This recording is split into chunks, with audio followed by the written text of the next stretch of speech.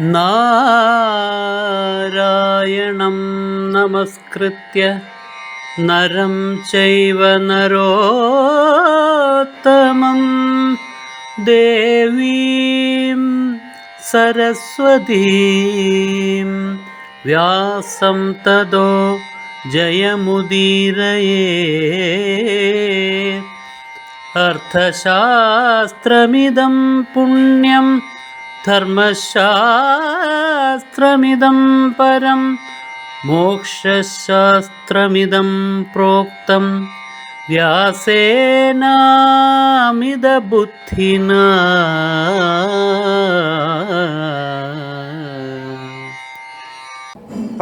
തസ്മാത്തു ഇതിനെല്ലാം അപ്പുറത്താണ് എൻ്റെ സ്ഥാനം, എൻ്റെ സ്വരൂപം എന്ന് അല്ലയോ അർജുന നീ അറിഞ്ഞുകൊള്ളുക. എൻ്റെ ഭാവം ഇതിനെല്ലാം അപ്പുറത്താണ്. അതിനാൽ ഈ രാത്രിയും പകലും ഒന്നും തന്നെ എന്നെ സ്പർശിക്കുന്നില്ല എന്നറിഞ്ഞുകൊള്ളുക.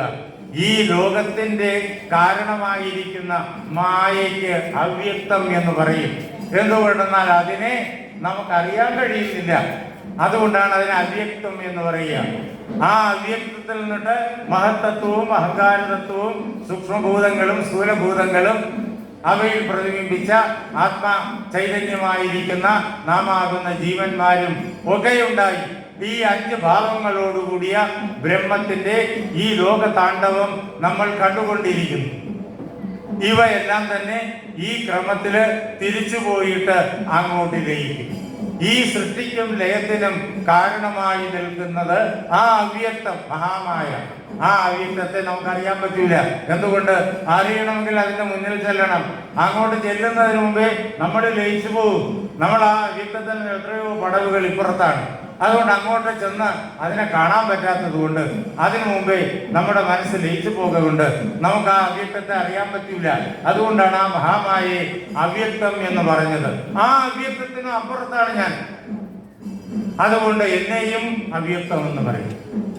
ആ അവ്യക്തം ലോക സൃഷ്ടിക്ക്, ലോകത്തിന്റെ ഉൽപ്പത്തിക്ക്, ഈ പ്രവർത്തനങ്ങൾക്ക് കാരണമായിരിക്കുന്ന അവ്യക്തത്തിന് മഹാമായ എന്ന് പറയും.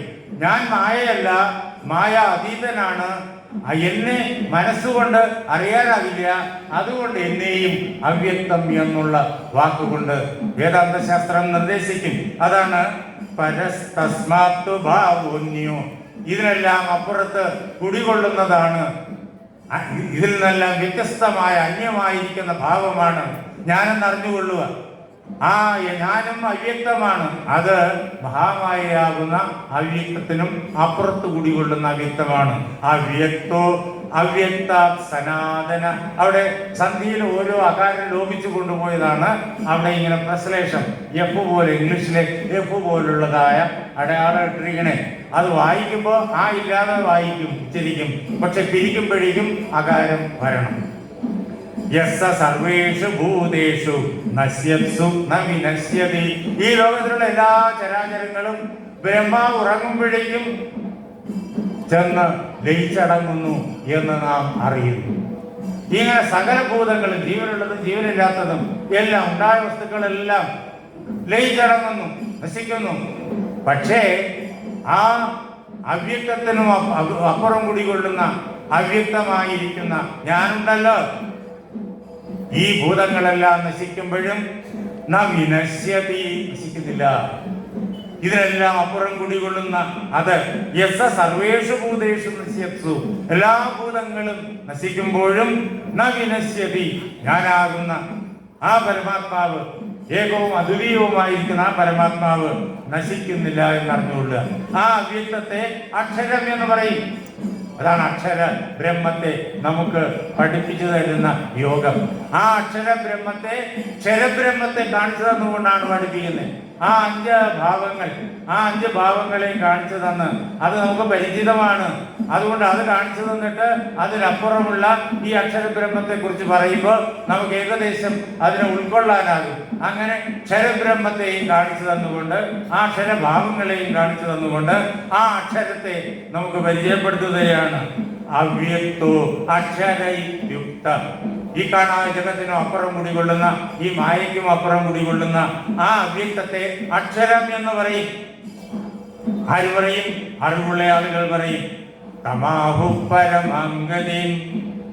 ആ അക്ഷരമാണ് സമസ്ത ചരാചരങ്ങളുടെയും പരമമായിരിക്കുന്ന പ്രാപ്തിസ്ഥാനം എന്ന് അതിനെ അറിഞ്ഞ ആളുകളെല്ലാം സ്പഷ്ടമായിട്ട് നമ്മോട് പറഞ്ഞിട്ടുണ്ട്. അല്ലയോ അർജുന, ഞാനും അത് തന്നെ നിന്നോട് പറയുന്നു. യം പ്രാപ്യ ന നിവർത്തന്തേ, യം പ്രാപ്യ ന നിവർത്തന്തേ തദ്ധാമ പരമം മമ. യാതൊന്നിനെ നേടിക്കഴിഞ്ഞാലാണോ പിന്നെ മടങ്ങി വരേണ്ടതായിട്ട് ആവശ്യം വരാത്തത്? അതാണ് എന്റെ പരമമായിരിക്കുന്ന ഇരിപ്പിടം, എന്റെ സ്വരൂപം എന്നല്ലയോ അർജുന നീ മനസ്സിലാക്കിക്കൊള്ളുക.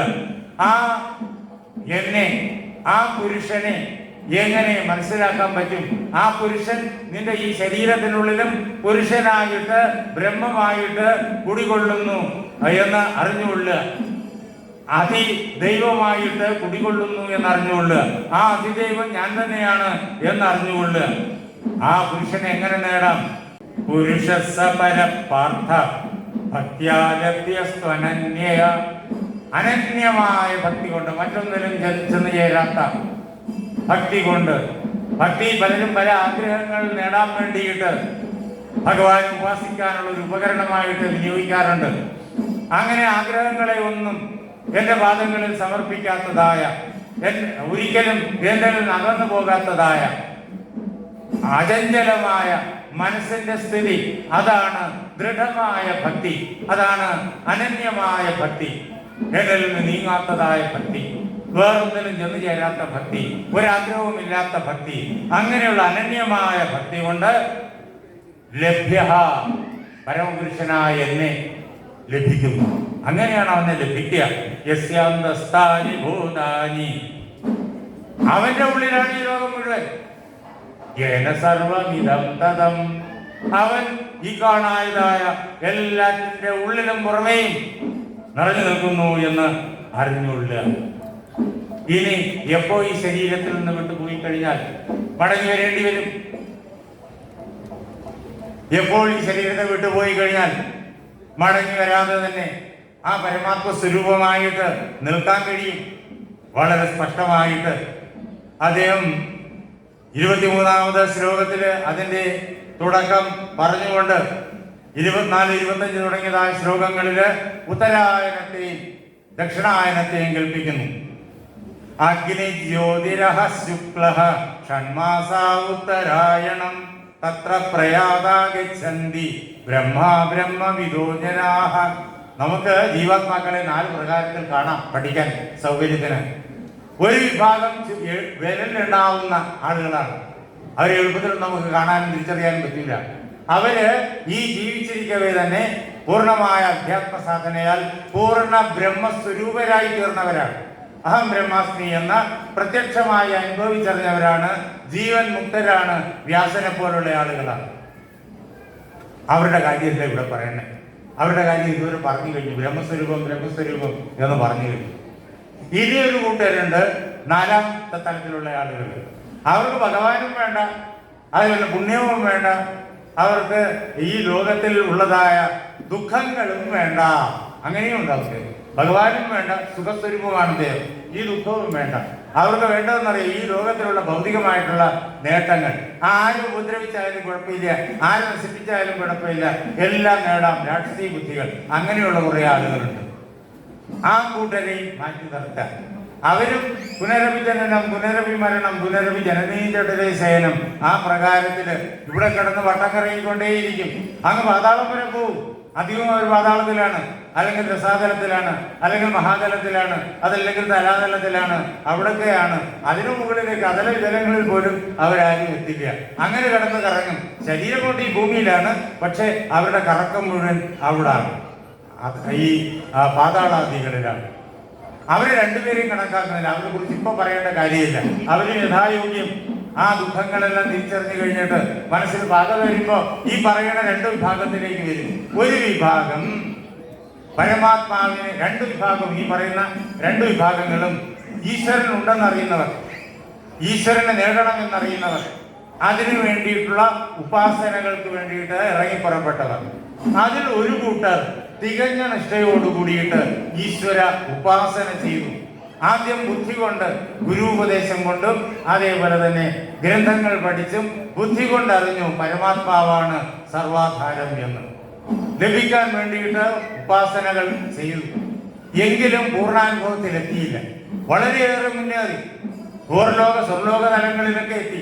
ആ തലങ്ങളിലേക്ക് എത്തി. ഇനി മഹർലോകത്തിലെത്തണം. അപ്പോഴേ പൂർണ്ണതയിലെത്തുള്ളൂ. അവിടെ ഇരുന്നാൽ എല്ലാം കാണാം. ശരീരം ധരിച്ച് മഹർലോകം വരെ മാത്രമേ ചെല്ലാൻ പറ്റൂ. ശരീരം വെടിഞ്ഞാലേ അതിനപ്പുറം പോകാൻ പറ്റൂ. അത് പൂർണ്ണമായിരിക്കുന്ന ബ്രഹ്മലയമാണ്.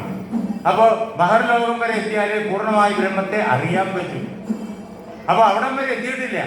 എന്നാലും അവർ സ്വർലോകമൊക്കെ കടക്കാറൊക്കെ ആയി. അങ്ങനെയൊക്കെ എത്തിക്കുന്ന ആളുകളുണ്ട്. അവരാണ് ഒരു കൂട്ടം. അവരുടെ മാർഗത്തെക്കുറിച്ച് പറയണം. അതാണ് ഉത്തരായനത്തിൽ കൂടി അവര് ക്രമമുക്തി നേടും. ആദ്യം പറഞ്ഞ കൂട്ടർ ജീവിച്ചിരിക്കുക തന്നെ ബ്രഹ്മസാക്ഷാത്കാരം നേടിയവർ, സദ്യോമുക്തി നേടിയവർ. ഇവരിതാ ക്രമമുക്തി നേടുന്നവരാണ്. അവർക്ക് ഉള്ള മാർഗം ഉത്തരായന മാർഗം എന്ന് പറയും. അഗ്നിക്ക് അധീശരായിട്ടുള്ള ദേവന്മാരുണ്ട്, ജ്യോതിസിന് അധീശരായ ദേവന്മാരുണ്ട്, അതേപോലെ പകലിന് അധീശരായിട്ടുള്ള ദേവന്മാരുണ്ട്, പ്രകാശത്തിന് അധീശരായ ദേവന്മാരുണ്ട്.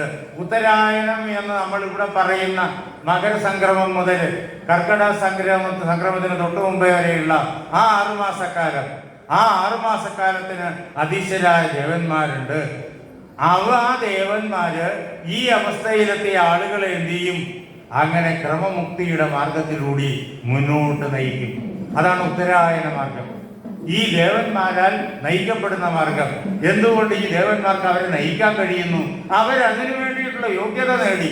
അതുകൊണ്ട് ഈ ദേവന്മാർക്ക്, അഗ്നിദേവന്മാർക്ക്, ജ്യോതിർദേവന്മാർക്ക്, പകലിന്റെ ദേവന്മാർക്ക്, അവർക്കെല്ലാം ഇവര് മുന്നിലേക്ക് നയിക്കാൻ കഴിയും. അങ്ങനെ അനുക്രമമായിട്ട് ഇവര് മുകളിലേക്ക് ആ നിർഗുണ നിരാകാര ബ്രഹ്മം വരെ എത്തിച്ചേരും. അങ്ങനെ ഈ ഉത്തരായനത്തില് തത്ര പ്രയാതാഗച്ഛന്തി ബ്രഹ്മവിദോജന. ബുദ്ധി കൊണ്ട് ഗ്രന്ഥങ്ങൾ പാരായണം ചെയ്ത് അതേപോലെ ഗുരുപദേശം കൊണ്ട് ബ്രഹ്മമാണ് സർവാധാരം എന്ന് അറിഞ്ഞ ആളുകൾ, ബുദ്ധി കൊണ്ട് പരോക്ഷജ്ഞാനം നേടിയ ആളുകൾ, അവരതാണ് ബ്രഹ്മവിദോ എന്ന് പറഞ്ഞത്. പരോക്ഷജ്ഞാനം നേടിയ ആളുകൾ, പ്രത്യക്ഷജ്ഞാനമായില്ല, അതിലേക്ക് അവർ പോകും. എങ്ങനെ? ഈ ഉത്തരായന മാർഗത്തിലൂടെ അവരെ കൊണ്ടുപോകാൻ ദേവതമാര് റെഡിയായി നിൽപ്പുണ്ട്. അവര് കൊണ്ടുപോകും. അവര് ശരീരം വിടുമ്പോഴേക്കും, അതാണ് തത്ര പ്രയാത, ഈ അവസ്ഥയിൽ എത്തിച്ചേർന്ന് ശരീരം വെടിയുന്ന അവസരത്തില് ഈ ദേവതമാര് അവരെ അനുക്രമമായിട്ട് ആ പരമാത്മാവ് വരെ കൊണ്ടെത്തിക്കും. ഒരിക്കലും അവർക്ക് പതനം ഉണ്ടാവില്ല, ഒരിക്കലും അവർ താഴേക്ക് വീഴുക എന്നുള്ളത് ഉണ്ടാവില്ല. പിന്നെ അവർക്ക് മുകളിലേക്ക് മാത്രമേ ഉണ്ടാവുള്ളൂ. ഇനി വേറൊരു കൂട്ടർ കൂടി ഉണ്ടല്ലോ. അവര് പരമാത്മാവ് ഉണ്ട് എന്നറിഞ്ഞു. ആ പരമാത്മാവിനെ ലഭിക്കാൻ വേണ്ടിയിട്ട് അവര് പരിശ്രമിക്കാൻ തുടങ്ങിയിട്ടുണ്ട്. പക്ഷേ നേരത്തെ പറഞ്ഞ ആ കൂട്ടരെ പോലെ ആ പരിശ്രമം അത്ര കണ്ട് ഉറച്ചു കഴിഞ്ഞിട്ടില്ല. എങ്കിലും അതിനുവേണ്ടി പരിശ്രമിക്കുന്നുണ്ട്. പലപ്പോഴും വഴുതി വീഴുന്നുണ്ട്, വീണ്ടും അവിടുന്ന് എണീറ്റ് നടക്കുന്നുണ്ട്, വീണ്ടും വഴുതി വീഴുന്നുണ്ട്, വീണ്ടും എണീറ്റ് നടക്കുന്നുണ്ട്. അങ്ങനെയാ ഈ അവിടെ അഗ്നിയുടെയും പകലിന്റെയും ഉത്തരായനത്തിന്റെയും ദേവതമാർക്ക് ഇവരെ കൊണ്ടുപോകാൻ തക്കവണ്ണമുള്ളതായ യോഗ്യതയിൽ അവരെത്തിയിട്ടില്ല. അങ്ങോട്ടുള്ള പ്രയാണത്തിലാണ്. അങ്ങനെയുള്ള ആളുകളെ സഹായികളില്ലാതെ ഭഗവാൻ വിടൂല. അവരെ സഹായിക്കാനും ദേവതമാരെ വിട്ടിട്ടുണ്ട്. ധൂമോ രാത്രി തഥാ കൃഷ്ണ ഷൺമാസാ ദക്ഷിണായനം. ദക്ഷിണായനം എന്ന് പറയുന്ന കർക്കടകം 1 മുതൽ, അത് പ്രാപഞ്ചികമായ രീതിയിൽ പറയുമ്പോൾ കർക്കടകം 1 മുതൽ അങ്ങ് ധനുമാസത്തിലെ അവസാന ദിവസം വരെ ഉള്ള ആ കാലം, അത് ഭൗതികമായ ദക്ഷിണായനം. ആ ദക്ഷിണായനം എന്ന് പറയുന്നതായ ആ കാലഘട്ടത്തിന്റെ ദേവതമാര്, അതാണ് 6 മാസങ്ങൾ, ഷൺമാസങ്ങൾ. പിന്നെയോ കൃഷ്ണപക്ഷത്തിന്റെ ദേവതമാര്, അതേപോലെ തന്നെ രാത്രിയുടെ ദേവതമാര്, ധൂമത്തിന്റെ ദേവതമാര്, അവര് റെഡിയായി നിൽപ്പുണ്ടാവും. ഇവര് ഈ ശരീരം വിടുന്ന അവസരത്തില് അവര് കൂട്ടിക്കൊണ്ടുപോയിട്ട് അവർ വളരെയേറെ സുഖങ്ങൾ നേടാൻ വേണ്ടിയിട്ട് ഈ കർമ്മങ്ങൾ ചെയ്തിട്ടുണ്ട്. ആ സുഖങ്ങൾ എവിടെ വെച്ച് നേടാൻ കഴിയും? അവര് ചന്ദ്രമണ്ഡലത്തിലേക്ക് കൊണ്ടുപോകും. ആ ചന്ദ്രമണ്ഡലത്തിലേക്ക് കൊണ്ടുപോയിട്ട് ജലമയമായ ശരീരത്തിൽ ഇരുന്നിട്ട് ചെയ്ത പുണ്യകർമ്മങ്ങളുടെ എല്ലാം ഫലം അവരവിടെ വെച്ച് ആനന്ദിക്കും. അനുഭവിച്ചതിന് ശേഷം ആ പുണ്യകർമ്മങ്ങളൊക്കെ ക്ഷയിക്കുമ്പോൾ പിന്നെ അവര് ഭൂമിയിൽ വെച്ച് സുഖം അനുഭവിക്കാൻ വേണ്ടിയിട്ടുള്ള പുണ്യകർമ്മങ്ങൾ ചെയ്തിട്ടുണ്ട്. അത് അനുഭവിക്കാൻ തിരിച്ച് ഭൂമിയിൽ കൊണ്ടുവരും. ഭൂമിക്കപ്പുറം സ്വർലോകം കിട്ടണം എന്ന് ആഗ്രഹിച്ചുകൊണ്ട് ചെയ്ത പുണ്യകർമ്മങ്ങളുടെ ഫലമാണ് ചന്ദ്രമണ്ഡലത്തിൽ ഇരുന്ന് അനുഭവിക്കുക. ആ അനുഭവമെല്ലാം നേടിക്കഴിഞ്ഞാൽ ഇനിയും കുറെ പുണ്യകർമ്മങ്ങളുടെ ഫലമുണ്ടല്ലോ സ്റ്റോക്ക്. അത് ഭൂമിയിലെ സുഖങ്ങൾക്ക് വേണ്ടിയിട്ട് അവർ ചെയ്ത യജ്ഞകർമ്മങ്ങളുടെ ഫലമാണ്. അതിനു വേണ്ടിയിട്ട് അവർ താഴെ വരും. അതാണ് കേതുഭുക്ത്വ സ്വർഗലോകം വിശാലം ക്ഷീണേ പുണ്യേ മർത്യലോകം വിശന്തി. ദേവലോകത്തിലിരുന്ന സുഖങ്ങളെല്ലാം അനുഭവിച്ചിട്ട് അവിടെ നിന്നിട്ട് പുണ്യം, ആ ദേവലോക സുഖങ്ങൾ അനുഭവിക്കാനുള്ള പുണ്യമെല്ലാം ക്ഷയിച്ചു കഴിഞ്ഞാൽ അവര് മർത്യലോകത്തിലേക്ക്, മരണമുള്ളതായ ഈ ലോകത്തിലേക്ക് അവര് മടങ്ങി വരും. അങ്ങനെ മടങ്ങി വന്നിട്ട് അവരെന്ത് ചെയ്യും? അവര് പിന്നെ വീണ്ടും കർമ്മവാസന അനുസരിച്ചിട്ട് മുന്നിലേക്ക് പോകാൻ വേണ്ടിയിട്ടുള്ള പുണ്യകർമ്മങ്ങൾ ആരംഭിക്കും.